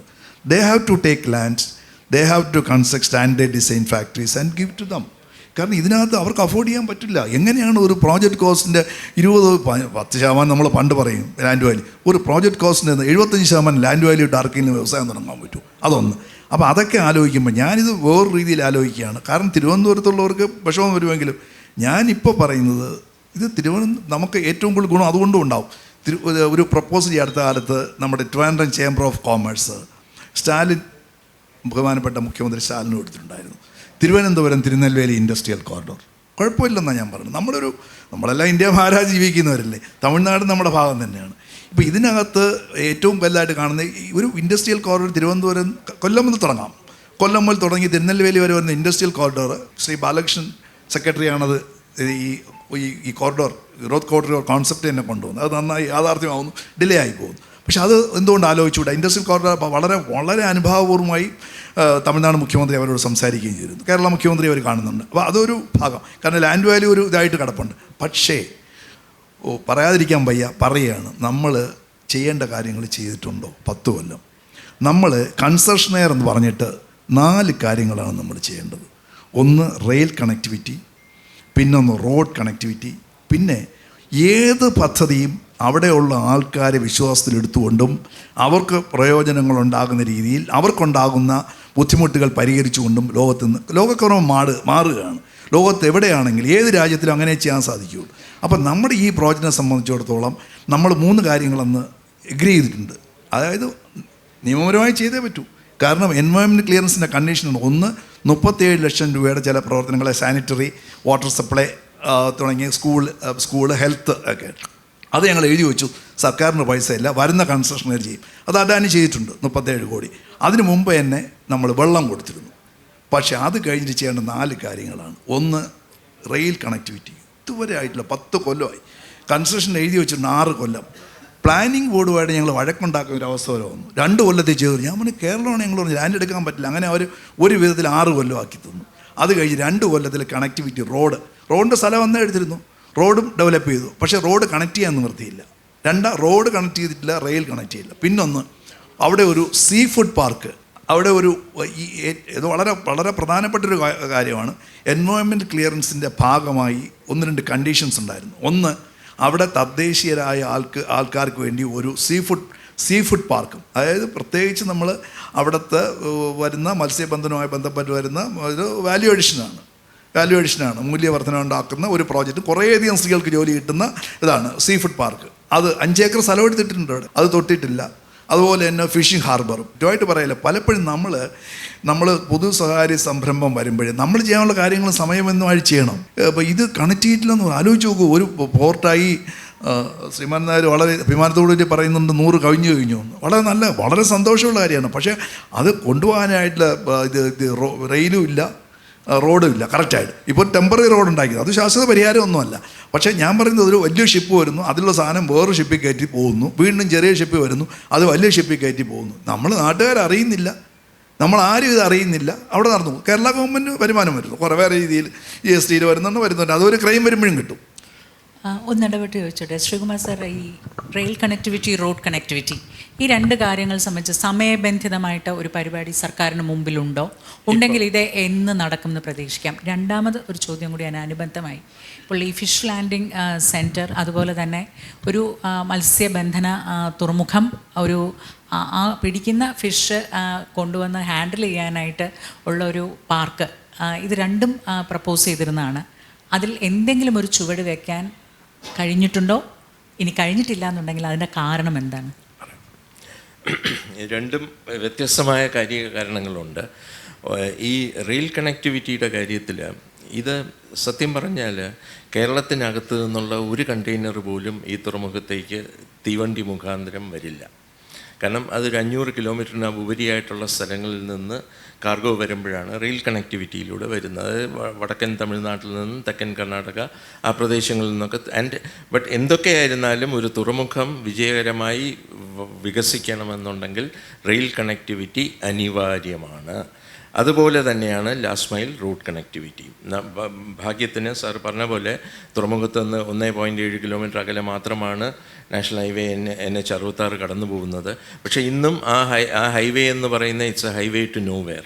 തിരുവനന്തപുരത്ത് തമിഴ്നാട് ബോർഡറിൽ കാരോട് എത്തുന്നതോടുകൂടി അവിടെ ഹൈവേ അവസാനിച്ചു. തമിഴ്നാട് സൈഡിൽ സാധാരണ നമ്മളാണ് പുറകിലാകുന്നതും തമിഴ്നാടാണ് വളരെ വേഗത്തിൽ പദ്ധതികൾ പൂർത്തിയാക്കുന്നത്. ബട്ട് തമിഴ്നാട് സൈഡിൽ റെയിൽവേ ട്രാക്ക് ഡബിളിങ് വളരെ അമാന്തിച്ച് വളരെ പതുക്കെ നീങ്ങുന്നത്. അതുപോലെ തന്നെ റോഡ് കണക്ടിവിറ്റിയും NH66. കാരണം ഈ തുറമുഖത്തേക്ക് ഗേറ്റുകൾ തുറന്നു കഴിയുമ്പോൾ തുടക്കത്തിൽ ചരക്ക് നീക്കം, കാരണം നമ്മുടെ സംസ്ഥാനം കാര്യമായ ഉൽപ്പാദനമൊന്നും നടത്തുന്നില്ല. കൂടുതലും വരാൻ പോകുന്ന തമിഴ്നാട്ടിൽ നിന്നും കർണാടകത്തിൽ നിന്നും, നമുക്കറിയാം നമ്മൾ ബാംഗ്ലൂരിൽ നിന്ന് ഒരു ബസ് കയറിയാൽ എങ്ങനെയാണ് ട്രിവാൻഡ്രത്തേക്ക് വരുന്നത്, നമ്മൾ പാലക്കാട് വഴിയല്ല വരുന്നത്, അത് വരുന്നത് തമിഴ്നാട്ടിൽ കൂടെ. റെയിൽ നീക്കവും ഇത് രണ്ടും. അപ്പോൾ ഇത് രണ്ടിനും ഈ തമിഴ്നാട്ടിലുള്ള ലാസ്റ്റ് മൈൽ കണക്ടിവിറ്റി ശക്തിപ്പെടുത്തണം, സമയബന്ധിതമായിട്ട് പൂർത്തിയാക്കണം. ഞങ്ങൾ ഓരോ ഡെയിലി ബേസിസ് അത് ഫോളോ അപ്പ് ചെയ്യുന്നുണ്ട്. ഒരു 1.5 വർഷം കൂടി എടുക്കും അത് പൂർണ്ണശേഷി കൈവരിക്കാനായിട്ട്. തുരങ്കപാത നിർമ്മാണം എൻ്റെ കണക്കുകൂട്ടൽ ഇപ്പം നമ്മൾ പ്രതീക്ഷിക്കുന്ന ഒരു ജൂൺ ജൂലൈ മാസത്തിൽ ആരംഭിക്കും. ബാലരാമപുരം സ്റ്റേഷനിൽ നിന്ന് ഇന്ത്യൻ റെയിൽവേ നെറ്റ്വർക്കിനെ തുറമുഖത്തേക്ക് കണക്ട് ചെയ്യുന്നത്. എന്തുകൊണ്ട് തുരങ്കപാത എന്ന് വെച്ചാൽ നമ്മൾ ഭൂമിക്ക് അടിയിലേക്ക് തുരക്കുകയല്ല, കടൽ നിരപ്പിലാണ് തുറമുഖം. അങ്ങേയറ്റത്ത് ബാലരാമപുരവും താരതമ്യേന താഴ്ന്ന പ്രദേശമാണ്. ഇത് രണ്ടിനും ഇടയ്ക്കുള്ള ഭൂപ്രദേശം ഉയർന്നതാണ്. അതുകൊണ്ട് we are just tunneling through. അപ്പോൾ അതിൽ ഏറ്റവും കുറച്ച് ജനങ്ങൾക്ക് ബുദ്ധിമുട്ടുണ്ടാകുന്ന രീതിയിലുള്ള ഒരു നിർമ്മാണമാണ് വരുന്നത്. അത് ഈ തുറമുഖത്തിൻ്റെ വികസന പ്രവർത്തനങ്ങൾ പൂർത്തിയാകുന്നതിനോടൊപ്പം തന്നെ ഈ തുരങ്കപാതയും യാഥാർത്ഥ്യമാവും. അതോടൊപ്പം തന്നെ ഈ ഹൈവേ കണക്ടിവിറ്റിയും റെഡിയാവും. പക്ഷേ ഈ റോഡും റെയിലുമായിട്ട് മാത്രം നമുക്ക് ഇതിൻ്റെ ആവശ്യകത ചുരുക്കാൻ പറ്റില്ല. ഇവിടെ ഒരു വളരെയധികം ലോജിസ്റ്റിക് സംവിധാനങ്ങൾ ഒരുങ്ങണം. അത് സാധാരണഗതിയിൽ ഒരു തുറമുഖ നഗരത്തിലായിരുന്നു ഈ തുറമുഖം വരുന്നതെങ്കിൽ ഇതൊന്നും നമ്മൾ ഇടപെട്ട് ചെയ്യേണ്ട ആവശ്യമില്ല. അവിടെ സ്വാഭാവികമായിട്ടും അവിടെ ഓൾറെഡി ആ ഒരു ഇക്കോസിസ്റ്റം, ഇപ്പം ബോംബെ, കൽക്കട്ട, ചെന്നൈയൊക്കെ എടുക്കുകയാണെങ്കിൽ നൂറ്റാണ്ടുകളായിട്ട് തുറമുഖങ്ങളായിട്ട് നിലകൊള്ളുന്ന നഗരങ്ങൾ, ഇതൊക്കെ സ്വാഭാവികമായിട്ടുമുണ്ട്. ഇവിടെ സർക്കാർ ഇടപെടലിലൂടെ ഇത് യാഥാർത്ഥ്യമാക്കണം. ഒരുപക്ഷെ മാഡം കണ്ടു കാണും, ഇന്നലെ 3 MOU കേരള സർക്കാർ, ഞാൻ പ്രതിനിധാനം ചെയ്യുന്ന വിസിൽ എന്ന ഈ സ്ഥാപനം 3 MOU, ഒന്ന് കപ്പലിൽ ഇന്ധനം നിറയ്ക്കുന്നുള്ള ബങ്കറിംഗ് സംവിധാനം ഒരുക്കാൻ IOCL-ഉമായിട്ടും, അതുപോലെ തന്നെ ലോജിസ്റ്റിക്സ് സംവിധാനങ്ങൾ ഒരുക്കാനായിട്ട് ഭാരതത്തിലെ ഏറ്റവും വലിയ 2 കേന്ദ്ര പൊതുമേഖലാ സ്ഥാപനങ്ങളായ കോൺകറായിട്ടും സെൻട്രൽ വെയർഹൗസിംഗ് കോർപ്പറേഷനുമായിട്ട് എഗ്രിമെൻ്റ് വെച്ചു. അപ്പോൾ ഇത്തരത്തിൽ പൊതുമേഖലാ സ്ഥാപനങ്ങളാകട്ടെ, സ്വകാര്യ മേഖല ഇൻവെസ്റ്റേഴ്സ് ആകട്ടെ, ഇവരുമായിട്ടുള്ള ധാരണാപത്രങ്ങളിലൂടെ നമ്മളൊരു ലോജിസ്റ്റിക്സ് ഇക്കോസിസ്റ്റം ആദ്യം ഇവിടെ സൃഷ്ടിക്കും. അടുത്ത 2 കൊല്ലം കൊണ്ട് നമുക്ക് ഓൺ ഗ്രൗണ്ട് അത് വരുമ്പോഴാണ് നമ്മുടെ നാട്ടിലെ കുട്ടികൾക്ക് തൊഴിലവസരങ്ങൾ കിട്ടുന്നത്, നമ്മുടെ ഖജനാവിലേക്ക് ടാക്സ് റവന്യൂ ഒഴുകുന്നത്. മൊത്തത്തിൽ ഈ തെക്കൻ കേരളത്തിൻ്റെ സമ്പദ്ഘടനയ്ക്ക് ഈ തുറമുഖം ഗുണപ്രദമായിട്ട് മാറുന്നത്. അതിൻ്റെ അടുത്ത ഘട്ടമാണ് സാറി പറഞ്ഞ വികസന ഇടനാഴികളിലൂടെ വ്യവസായവൽക്കരണം, വ്യാപകമായിട്ടുള്ള വ്യവസായവൽക്കരണം ഈ പ്രദേശത്തുണ്ടാകുമ്പോഴാണ് ഇതിൻ്റെ ഒരു മൾട്ടിപ്ലയർ ഇഫക്റ്റ് വന്ന് ഒരു വലിയ തോതിലുള്ള തൊഴിലവസരങ്ങളുമൊക്കെ വരുന്നത്. അപ്പോൾ ഇതിന് നമ്മൾ 2 ഘട്ടങ്ങളായിട്ട് നമ്മൾ കാണേണ്ടിയിരിക്കുന്നു. ഇനി മാഡം ചോദിച്ച മറ്റേ ചോദ്യം, അതായത് പാരിസ്ഥിതിക അനുമതിയുടെ ഭാഗമായിട്ട് ചില നിബന്ധനകൾ തന്നിരുന്നു 11 വർഷം മുൻപ്. അതായത് ആ പ്രദേശത്ത് നമ്മൾ യഥാർത്ഥത്തിൽ ഈ പദ്ധതി യാഥാർത്ഥ്യമാകാൻ വേണ്ടി നമ്മൾ ഏതാണ്ട് ഒരു 6 കിലോമീറ്റർ നീളത്തിൽ കേരളത്തിൻ്റെ തീരദേശത്തിൻ്റെ 1% നമ്മൾ കവർന്നെടുത്തിട്ടുണ്ട്. അപ്പോൾ പരമ്പരാഗതമായിട്ട് തലമുറകളായിട്ട് കടലിനെ ആശ്രയിച്ച് കഴിഞ്ഞിരുന്ന ആളുകളുടെ അന്നം ഒരു പരിധി വരെ മുടങ്ങുന്ന തരത്തിലാണ് ഈ തുറമുഖം യാഥാർത്ഥ്യമായത്. പക്ഷേ അതോടൊപ്പം അവരെ ചേർത്ത് പിടിച്ച് അവർക്ക് അവരുടെ ഉപജീവനം മുടങ്ങാത്ത തരത്തിലുള്ള സൗകര്യങ്ങളാണ് സാറ് പറഞ്ഞ ഈ ഒരു പദ്ധതികളിലൂടെ ഉദ്ദേശിച്ചിട്ടുള്ളത്. അത് യാഥാർത്ഥ്യമാകാത്തതിനും ചില പ്രാദേശികമായിട്ടുള്ള എതിർപ്പുകളും ചില സാങ്കേതിക പ്രശ്നങ്ങളും ഉണ്ടായിരുന്നത് കൊണ്ടാണ്. പക്ഷേ ഇപ്പോൾ അത് ഈ വികസന പ്രവർത്തനങ്ങളോടൊപ്പം തന്നെ ഈ പുതിയ ഒരു ഫിഷിംഗ് ഹാർബറും അതോടൊപ്പം മൂല്യവർദ്ധിത ഉൽപ്പന്നങ്ങൾ, കാരണം തിരുവനന്തപുരം ജില്ലയിൽ നമുക്ക് ഫിഷ് പ്രോസസ്സിംഗ് ഇല്ല. അപ്പം മൂല്യവർദ്ധിത ഉൽപ്പന്നങ്ങൾ ഉണ്ടാക്കുകയാണെങ്കിൽ ഈ തുറമുഖം വഴി തന്നെ ലോകം മുഴുവൻ നമ്മുടെ വിപണിയാണ്. അപ്പോൾ ഈ 2 കാര്യങ്ങളും ഈ അടുത്ത 3 വർഷത്തിൽ ഒരു യാഥാർത്ഥ്യമാകും എന്നുള്ളതാണ് നമ്മുടെ വിശ്വാസം. ഇതിനോട് അനുബന്ധമായിട്ടൊരു ചോദ്യം ചോദിച്ചോട്ടെ. ഈ NGTയിലേക്ക് ഒരുപാട് കേസുകൾ പോയി. പാരിസ്ഥിതിക അനുമതി നേടിയെടുക്കുക എന്നുള്ളത് എളുപ്പമായൊരു കാര്യവുമായിരുന്നില്ല. ഇപ്പോൾ തിരുവനന്തപുരത്തെങ്കിലും പൊതുവെ ഈ പദ്ധതിയെക്കുറിച്ച് പറയുമ്പോൾ ഉയർന്നു കേൾക്കുന്ന ഒരു കാര്യം, തീരശോഷണത്തിൽ വിഴിഞ്ഞം ഒരു പങ്ക് വഹിച്ചു, നമ്മുടെ ശംഖുമുഖം കടപ്പുറം പോകുന്നതിന് പോലും ഈ പദ്ധതിയുടെ നിർമ്മാണം ഒരു കാരണമായി എന്നുള്ള ഒരു പരാതി. അത് എന്തെങ്കിലും ശാസ്ത്രീയമായ അടിത്തറയുണ്ടോ? NGTയെ ഇത് ബോധിപ്പിക്കാൻ, ഇങ്ങനെ അല്ല, ഇത് ആ തരത്തിലുള്ളൊരു ഇമ്പാക്റ്റ് ഉണ്ടാക്കുന്നില്ല എന്ന് ബോധിപ്പിക്കാൻ കഴിഞ്ഞോ? ഇതിൽ ഏറ്റവും കൂടുതൽ പങ്കുവഹിച്ച ആൾ സാറാണ്. അപ്പം അതിൽ സാറിനൊരു വലിയൊരു കയ്യടി കൊടുക്കേണ്ടതുണ്ട്. കാരണം ഇത് ഇത് ശാസ്ത്രീയമായിട്ട് തെളിയിക്കപ്പെട്ടിട്ടുള്ള ഇത് ഒരു നമ്മൾ മാപ്പിൽ നോക്കുകയാണെങ്കിൽ കാണാം, കോവളം മുതൽ ഈ അടിമലത്തുറ വരെയുള്ള പ്രദേശത്ത് ഒരു 3 കോവുകളായിട്ടാണ് ആ പ്രദേശം സ്ഥിതി ചെയ്യുന്നത്. സോ ശാസ്ത്രീയമായിട്ട് ഇത് എൻ്റെയോ അല്ലെങ്കിൽ മുൻഗാമിയായിട്ടുള്ള സാറിൻ്റെയോ ഒന്നും വ്യക്തിപരമായ അഭിപ്രായമല്ല. ഈ മേഖലയിൽ ഏറ്റവും മികവുള്ള കേന്ദ്ര സർക്കാർ നിയന്ത്രണത്തിലും സംസ്ഥാന സർക്കാർ നിയന്ത്രണത്തിലുമുള്ള ശാസ്ത്ര സാങ്കേതിക മേഖലയിൽ പ്രവർത്തിക്കുന്ന പ്രസ്ഥാനങ്ങൾ വളരെ വിശദമായിട്ട് പഠനം നടത്തിയിട്ടാണ് ഈ വിഴിഞ്ഞത്ത് നടക്കുന്ന നിർമ്മാണ പ്രവർത്തനം. സാധാരണ ഒരു തീരത്ത് അല്ലെങ്കിൽ കടലിൽ എന്ത് നിർമ്മാണം ഉണ്ടായാലും അതിൻ്റെ വടക്ക് വശത്തോ തെക്ക് വശത്തോ അതിൻ്റെ എന്തെങ്കിലും അഡ്വേഴ്സ് ഇമ്പാക്റ്റ് ഉണ്ടാകുമെന്നുള്ളത് ഒരു തെളിയിക്കപ്പെട്ട യാഥാർത്ഥ്യമാണ്. ഇത് ഈ ഒരു കോവിനുള്ളിൽ സ്ഥിതി ചെയ്യുന്നതിനാൽ തന്നെ ഒരു തരത്തിലും അതിൻ്റെ വടക്കോട്ടോ തെക്കോട്ടോ ഉള്ള പ്രദേശങ്ങളിൽ പാരിസ്ഥിതികമായിട്ട് അല്ലെങ്കിൽ തീരശോഷണം ഉണ്ടാകുന്ന ഘടകങ്ങളൊന്നുമില്ല എന്നുള്ളതാണ് ഈ മേഖലയിൽ വിദഗ്ധരായിട്ടുള്ള ആളുകൾ വർഷങ്ങളോളം നീണ്ട പഠനങ്ങളുടെ അടിസ്ഥാനത്തിൽ പറഞ്ഞിട്ടുള്ളത്. പിന്നെ നേരത്തെ സാറൊന്ന് സൂചിപ്പിച്ചു, 2016 NGTയുടെ വളരെ വിശദമായിട്ടുള്ള അത് പബ്ലിക് ഡൊമൈനിൽ അവൈലബിൾ ആണ് ആ റിപ്പോർട്ട്, ആ ഉത്തരവ്. ആ ഉത്തരവ് അനുസരിച്ച് NGT നിയോഗിച്ച ഒരു വിദഗ്ധ സമിതി 2016 സെപ്റ്റംബർ 14 മുതൽ ഈ വരുന്ന മാർച്ച് 13 അതിൻ്റെ 18ാമത്തെ യോഗം കൂടുകയാണ്. അപ്പം വർഷത്തിൽ ഓരോ 6 മാസത്തിലും ഒരു വട്ടം യോഗം കൂടി അവർ 20 കിലോമീറ്റർ തെക്കോട്ടും 20 കിലോമീറ്റർ വടക്കോട്ടും അവിടെ എന്തെങ്കിലും പ്രശ്നങ്ങളുണ്ടോ, തീരശോഷണമുണ്ടോ, ഉണ്ടെങ്കിൽ എന്തുകൊണ്ട് എന്നുള്ള നിരന്തരം പരിശോധിച്ചുകൊണ്ടിരിക്കുകയാണ്. അവരുടെ കണ്ടെത്തലും ഈ വിഴിഞ്ഞത്തുണ്ടായിട്ടുള്ള പുലിമുട്ട് നിർമ്മാണം കൊണ്ടല്ല, നമ്മൾ നേരത്തെ മാഡം പറഞ്ഞ പോലെ ശംഖുമുഖത്തൊക്കെയുള്ള തീരശോഷണം അല്ലാതെ തന്നെയുള്ള സ്വാഭാവികമായിട്ട് ഭാരതത്തിൻ്റെ തീരപ്രദേശത്ത് മുഴുവൻ നമ്മൾ ഫേസ് ചെയ്യുന്ന ഒരു പ്രശ്നമാണിത്. അതിൻ്റെ ഭാഗമായിട്ടാണ്. അത് മാത്രമല്ല, മറ്റ് നിർമ്മിതികൾ വന്നിട്ടുണ്ട്. സ്ട്രെയിറ്റ് ബീച്ചുകളിൽ ഇത്തരം നിർമ്മാണങ്ങൾ വരുമ്പോഴാണ് അതിൻ്റെ ഒരു വശത്ത് ഈ ശോഷണവും മറ്റേ വശത്ത് അക്രീഷനും ഉണ്ടാകുന്നത്. അത് വിഴിഞ്ഞത്തിന് അതിലൊരു പങ്കില്ല എന്നുള്ളത് ശാസ്ത്രീയമായിട്ട് തെളിയിക്കപ്പെട്ടതാണ്.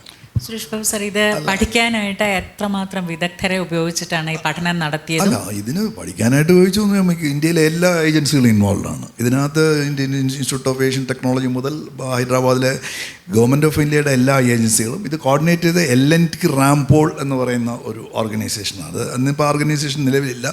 ലാഴ്സൺ ടൂബ്രയും ഒരു യൂറോപ്യൻ കമ്പനിയായ റാംപോളും അതൊരു ജോയിൻറ്റ് വെഞ്ചറാണ്. LNT റാംപോളാണ് ഇതിൻ്റെ വിശദമായ പഠനം നടത്തിയിട്ടുള്ളത്. പക്ഷേ ഈ പഠന ബന്ധത്തിൽ പക്ഷേ ഇത് NGT പോയ കേസാണ്. അപ്പോൾ NGT പോയ സാധനം ഇപ്പോൾ ഞാനോ ശ്രീകുമാരൻ നായരോ പറയുന്നതല്ല ഇതിനകത്ത് കാര്യം സയൻസാണ്.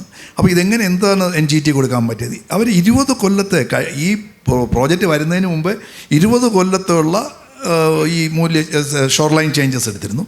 അത് കഴിഞ്ഞിട്ടുള്ളത് ഇപ്പോൾ മോണിറ്റർ ചെയ്തുകൊണ്ടിരിക്കുകയാണ്. അപ്പോൾ ഇത് വെച്ചിട്ടാണ് നമ്മൾ ഒരു നിഗമനത്തിലെത്തുക. കുറച്ച് പേര് ഇതിന് ചലഞ്ച് ചെയ്തവർ പോലും NGT ഒരു ഇൻഡിപെൻഡൻറ്റ് ഒരു കമ്മിറ്റി വെച്ചിരിക്കുകയാണ്. അവർ 6 മാസത്തിലൊരു റിപ്പോർട്ട് NGT കൊടുത്തുകൊണ്ടിരിക്കുകയാണ്. ആരും അവരെ അപ്രോച്ച് ചെയ്തിട്ടില്ല ഇതുവരെ. അവരെ എന്തെങ്കിലും പ്രോബ്ലം ഉണ്ടെങ്കിൽ അവരുടെ അടുത്താണ് പോകേണ്ടത്. നമ്മുടെ ഒരു ജനാധിപത്യ രാജ്യത്തല്ലേ ജീവിക്കുന്നത്. ഇവിടെ നിയമവ്യവസ്ഥയുണ്ട്. NGT ആണ് ഇതിൻ്റെ അവസാനത്തെ അതോറിറ്റി, അല്ലാതെ വിഴിഞ്ഞം സീപോർട്ടോ അഡാനിയോ അല്ല. അവർ ഇൻഡിപെൻഡൻ്റായിട്ട് ഓടും. ഇതുവരെ ആരും പോയിട്ടില്ല. പിന്നെ ശംഖുമുഖത്തിൻ്റെ കാര്യത്തിൽ ഞാൻ ഉൾപ്പെടെ ഉള്ളവർക്ക് വല്ല ആശങ്ക. കാരണം ഞാൻ തിരുവനന്തപുരത്ത് ജനിച്ച് വളർന്ന ആളാണ്, ഇവിടെ പഠിച്ച ആളാണ്. വൈകാരികമായി ഭയങ്കര അടുപ്പം ശംഖുമുഖം കടപ്പുറത്ത്. അപ്പോൾ അത് കേൾക്കുമ്പോൾ പെട്ടെന്ന് അത് കേട്ട് നമ്മളൊരു ഇതിൽ എത്തുന്നതിലും കാര്യമില്ല. കാരണം അത് സയൻസാണ്. അപ്പോൾ ഇതിനകത്ത് മൂല്യശേഷണം ഓൺലൈൻ ചേഞ്ചസ് നടന്നുകൊണ്ടേയിരിക്കുകയാണ് വർഷങ്ങളായിട്ട്. അപ്പോൾ ഇവിടുത്തെ പ്രശ്നം നേരത്തെ ശ്രീമാൻ നായർ പറഞ്ഞ പോലെ ഇവിടുത്തെ ഈ പുലിമുട്ട് കൊണ്ടാണോ ഇത് ഉണ്ടായത്? അല്ലെന്നാണ് ശാസ്ത്രീയമായ പഠനങ്ങൾ നടത്തുന്നത്. അത് NGT കമ്മിറ്റിയുണ്ട്. ആർക്കെങ്കിലും ഇതിലുണ്ടെങ്കിൽ വിത്ത് ഡോക്യുമെൻറ്റ്സ് അവരെ സമീപിക്കാവുന്നേ ഉള്ളൂ. ആരും അവരെ സമീപിച്ചിട്ടില്ല എന്നുള്ളതാണ്. പക്ഷെ ഒരു പോയിൻറ്റും കൂടെ ഞാൻ ഇതുമായിട്ട് ബന്ധപ്പെട്ട് നേരത്തെ പറഞ്ഞ ഇൻഫ്രാസ്ട്രക്ചറിൽ അദ്ദേഹം പറഞ്ഞ് വളരെ കറക്റ്റാണ്. കാരണം അടിസ്ഥാനപരമായിട്ട് ഇവിടുത്തെ ഒരു പോർട്ട് സിറ്റി ഡെവലപ്മെൻറ്റ് എന്ന് പറഞ്ഞ് ഇതുണ്ട്. അതിനകത്ത് നമ്മളൊരു നേരത്തെ ഒരു കാര്യം ചെയ്തിരുന്നു. പോർട്ട് സിറ്റി ഡെവലപ്മെൻറ്റിന് വേണ്ടിയിട്ട് സെപ്റ്റ് യൂണിവേഴ്സിറ്റി, ഗുജറാത്തിലെ സെപ്റ്റ് യൂണിവേഴ്സിറ്റി നമ്മൾ എൻഗേജ് ചെയ്തിരുന്നു. കാരണം എന്ന് പറഞ്ഞാൽ അവരാണ് മുന്ദ്ര പോർട്ടിൻ്റെ ഏരിയ ഡെവലപ്മെൻറ്റ് ചെയ്തത്. ആ ഒറ്റ കാരണത്താൽ ആ യൂണിവേഴ്സിറ്റിയെ നമ്മൾ പ്ലാനിങ് യൂണിവേഴ്സിറ്റിയാണ്. അവർ എഞ്ചിനീയറിംഗ് പ്ലാനിങ്ങിന് സ്പെഷ്യലൈസ് ചെയ്യുന്ന യൂണിവേഴ്സിറ്റി സെപ്റ്റ് യൂണിവേഴ്സിറ്റി ഏൽപ്പിക്കുകയും അവരൊരു സ്റ്റഡി നടത്തുകയും ചെയ്തിട്ടുണ്ട് പോർട്ട് സിറ്റി ഡെവലപ്മെൻറ്റ്. പക്ഷേ അത് വെളി കാണിക്കാൻ പറ്റില്ല. കാരണം എന്താ വെച്ച് കഴിഞ്ഞാൽ ഭയങ്കരമായി ഇത് നമ്മൾ മോഹൻലാലിൻ്റെ സിനിമയിൽ പറഞ്ഞ പോലെ ആയിരുന്നു, ഒരിക്കലും നടക്കാത്ത മനോഹരമായ സ്വപ്നങ്ങൾ അതിനകത്ത് എഴുതി വെച്ചിരിക്കുകയാണ്. കാരണം നമ്മളിവിടുത്തെ റിയാലിറ്റി എന്താണ്, നമ്മൾ തിരുവനന്തപുരത്തിൻ്റെ പ്രത്യേകത എന്താണ്, ലാൻഡ് ഉണ്ടോ, എന്തൊക്കെ ചെയ്യാൻ പറ്റും ആ സാധനം ഡോക്യുമെൻ്റ് അവിടെ ഉണ്ട്. അപ്പോൾ അത് രണ്ടാമത്തെ കാര്യം. പിന്നെ ഒരു കാര്യം കൂടി എനിക്ക് പറയാനുള്ളതെന്ന് വെച്ചാൽ ഈ നേരത്തെ ശ്രീമാൻ നായർ പറഞ്ഞതുപോലെ തന്നെ ഈ അനുബന്ധമായ ഒരുപാട് കാര്യങ്ങൾ നമ്മൾ ചെയ്യാനുണ്ടല്ലോ. അതിനകത്ത് ഒരുപാട് പ്രശ്നങ്ങൾ ഉണ്ട്. ഏറ്റവും വലിയ പ്രശ്നം ഫണ്ടിൻ്റെ ദൗർബല്യം തന്നെയാണ്, ലഭ്യത കുറവാണ്, ഫണ്ടിൻ്റെ ലഭ്യത കുറവ് തന്നെയാണ്. പക്ഷേ എനിക്കിപ്പോഴും ഞാൻ ഒരു നേരത്തെ തന്നെ ഇവിടെ സംസാരിക്കുമ്പോൾ ഞാൻ പറയുകയുണ്ടായി, ഈ അടിസ്ഥാന സൗകര്യ വികസനത്തിന് കേന്ദ്ര ഫണ്ട് ഏറ്റവും കൂടുതൽ വാങ്ങിയെടുത്തിട്ടുള്ളത് നമ്മുടെ തൊട്ടടുത്തുള്ള അയൽ സംസ്ഥാനമായ തമിഴ്നാടാണ്. എന്തുകൊണ്ട് നമുക്കത് സാധിക്കുന്നില്ല? ഞാൻ പറയുന്ന ഈ പ്രോജക്റ്റ് റെയിൽവേ ഉൾപ്പെടെ സ്റ്റേറ്റ് ഗവൺമെൻറ് പ്രോജക്റ്റായിട്ടാണ് ഇപ്പോൾ നിൽക്കുന്നത്. സാഗർമാലയുണ്ട്. There are so many agencies, there are so many schemes in Government of India. We are not trying for that. അപ്പോൾ പൊളിറ്റിക്കൽ റീസൺ ആണെങ്കിൽ എങ്ങനെ മിസ്റ്റർ സ്റ്റാലിൻ മുഖ്യമന്ത്രിയായ തമിഴ്നാട് കിട്ടും? നിങ്ങൾ നോക്കൂ, പുലിമുട്ടിൻ്റെ ഇപ്പോൾ ഒരു ഇൻഡസ്ട്രി ലോൺ കിട്ടിയിട്ടുണ്ട് കേന്ദ്ര ഗവൺമെൻറ്. അങ്ങനെയാണ് ആ പേയ്മെൻറ്റ് കൊടുക്കാൻ പറ്റിയത്. അതിൻ്റെ ഒരു വെബ്സൈറ്റിൽ കയറി നോക്കൂ.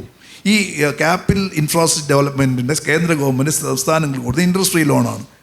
ഏറ്റവും കൂടുതൽ അവൈൽ ചെയ്തിരിക്കുന്ന ഗുജറാത്തല്ല, തമിഴ്നാടാണ്. അവിടെ നമ്മൾ ഫെയിൽ ചെയ്യുന്നു. കേന്ദ്ര ഫണ്ട് പിടിച്ചു വാങ്ങണം.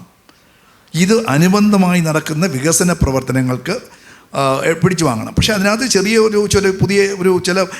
ഐഡിയോളജിക്കൽ ഡിഫറൻസസ് വരുന്നുണ്ട്. ഈ കേന്ദ്ര ഗവൺമെൻറ് പുതിയ സ്കീമുകളിലൊക്കെ തന്നെ പുതിയൊരു നിബന്ധന കൂടെ അവർ ചേർത്തിട്ടുണ്ട്. ഏത് പ്രോജക്റ്റ് കൊണ്ടുപോയാലും അവർ പറയും ഒരു സ്വകാര്യ പങ്കാളിയെ കൂടെ നിങ്ങൾ കൊണ്ടുവരണം, ഞങ്ങളെ ഇൻവെസ്റ്റ്മെൻറ്റ് ലിമിറ്റഡ് ആണ്, നിങ്ങൾ കുറച്ച് ഫണ്ട് ഇടുക, ഞങ്ങൾ കുറച്ചിടുക, ബാക്കി. അപ്പോൾ അത് നമുക്ക് അക്സെപ്റ്റബിൾ ആണെന്നുള്ള വേറൊരു കാര്യം. പക്ഷേ അത് അക്സെപ്റ്റബിൾ അല്ലെങ്കിൽ ഗവൺമെൻറ് ഓഫ് ഇന്ത്യ പറയുന്നുണ്ട്, സ്വകാര്യ പങ്കാളി ഇല്ലെങ്കിൽ സ്വകാര്യ പങ്കാളിക്ക് വരുമ്പോൾ ചെയ്യുന്ന അത്രയും കോൺട്രിബ്യൂഷൻ ഞങ്ങൾ ചെയ്തോളാം, നിങ്ങൾ ചെയ്തോളൂ. പക്ഷേ അതിൻ്റെ ഒരു എഫർട്ട് നടക്കുന്നുണ്ടോ? കുറച്ച് പാടാണ്.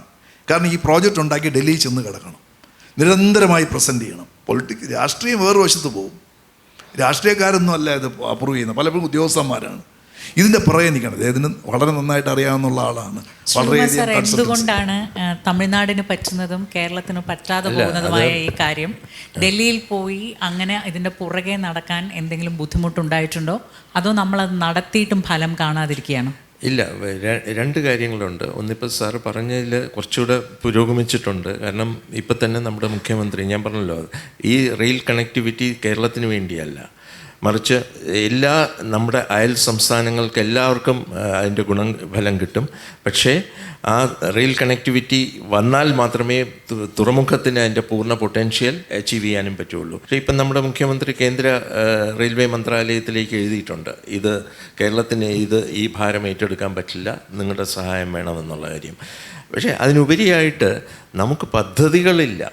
അതാണ് ഒരു പോരായ്മ. തമിഴ്നാട്ടിന് സാർ പറഞ്ഞ പോലെ നടക്കുന്നതിൻ്റെ ഒരു കാരണം, ധാരാളം ഈ അടിസ്ഥാന സൗകര്യ പദ്ധതികൾ അവർ കൺസീവ് ചെയ്ത് നമ്മൾ ഈ ഒരു വിഴിഞ്ഞവും അതിനെ ചുറ്റിപ്പറ്റി നിൽക്കുകയാണ്. എൻ്റെ അടുത്ത സ്റ്റേറ്റ്മെൻറ്റ് ഞാൻ പലപ്പോഴും എൻ്റെ പ്രസൻറ്റേഷനിൽ പറയുന്നത് അതിശയോക്തിപരമല്ല. അടുത്ത സിംഗപ്പൂരിലാണ് നമ്മളിരിക്കുന്നത്. സോ തെക്കൻ കേരളം അതിപ്പം തിരുവനന്തപുരം സിറ്റിയോ അല്ലെങ്കിൽ തിരുവനന്തപുരം ജില്ലയോ ആയിട്ട് നമ്മൾ ചുരുക്കേണ്ട കാര്യമില്ല. ഈവൻ അയൽ ജില്ലകൾക്ക് പോലും ഈ ഒരു ലോകോത്തര തുറമുഖം, എൻ്റെ ഇന്നലത്തെ കൗണ്ട് വെച്ചിട്ട് ഏതാണ്ട് 107 ആഗോള തുറമുഖങ്ങളുമായിട്ട് നേരിട്ട് സർവീസുള്ള ഏക ഇന്ത്യൻ തുറമുഖം വിഴിഞ്ഞമാണ്. അപ്പോൾ ആ ഒരു സാധ്യത നമ്മൾ വിനിയോഗിക്കുമ്പോഴത്തേക്കും ഈ തെക്കൻ കേരളത്തിലുണ്ടാകുന്ന മാറ്റങ്ങളെന്ന് പറയുന്നത് നമുക്ക് സ്വപ്നം കാണാൻ പറ്റാത്തതാണ്. പക്ഷേ അതിനൊക്കെ നമ്മളൊരു ഹോളിസ്റ്റിക് ആയിട്ടുള്ള ഒരു പ്ലാനിങ് പ്രക്രിയ ആവശ്യമാണ്. നമ്മൾ പലതരത്തിലുള്ള റോഡ് വികസനം, മറ്റ് അടിസ്ഥാന സൗകര്യ വികസനങ്ങൾ, ഇതെല്ലാം പദ്ധതികൾ തയ്യാറാക്കി നമ്മൾ പ്രത്യേകമായിട്ട് കേന്ദ്രത്തെ സമീപിക്കണം. അതിന് നമ്മളുടെ ഭാഗത്തുനിന്നും കുറേ കൂടി അത് ഒരു പക്ഷേ വിഴിഞ്ഞം ഇൻ്റർനാഷണൽ സീപോർട്ട് ലിമിറ്റഡിൻ്റെ മാത്രം ഒരു ചട്ടക്കൂടിൻ്റെ ഉള്ളിൽ നിൽക്കുന്നതല്ല, സർക്കാർ തലത്തിൽ എല്ലാ ഏജൻസികളുടെയും ഒരു ഏകോപനത്തോടു കൂടിയുള്ള ഈ തുറമുഖത്തെ മുന്നിൽ കണ്ടുകൊണ്ട്, അതിൻ്റെ വിജയത്തെ മുന്നിൽ കണ്ടുകൊണ്ട് എങ്ങനെ നമ്മുടെ നാടിൻ്റെ മുഖച്ഛായ മാറ്റാം, എങ്ങനെ അതൊരു യഥാർത്ഥത്തിൽ നമ്മുടെ സമ്പദ്ഘടനയ്ക്ക് ഗുണപ്രദമാകാമെന്നുള്ള രീതിയിലുള്ള ഒരു ആസൂത്രണം അനിവാര്യമാണ്. Thank you. നാളത്തെ സിംഗപ്പൂരിലാണ് നമ്മൾ ജീവിക്കുന്നതും ഇരിക്കുന്നതും എന്നുള്ളതാണ് വിദഗ്ധരായിട്ടുള്ള ഈ രണ്ടുപേർ ഈ പോർട്ട് യാഥാർത്ഥ്യമാകുന്നതിൽ വലിയ പങ്ക് വഹിച്ചവർ പറയുന്നത്. പക്ഷേ കൂടുതൽ കാര്യങ്ങൾ ചെയ്യേണ്ടതുണ്ട് എന്നുള്ള കാര്യവും അവർ ആവർത്തിച്ചെടുത്ത് പറഞ്ഞ കാര്യമാണ്.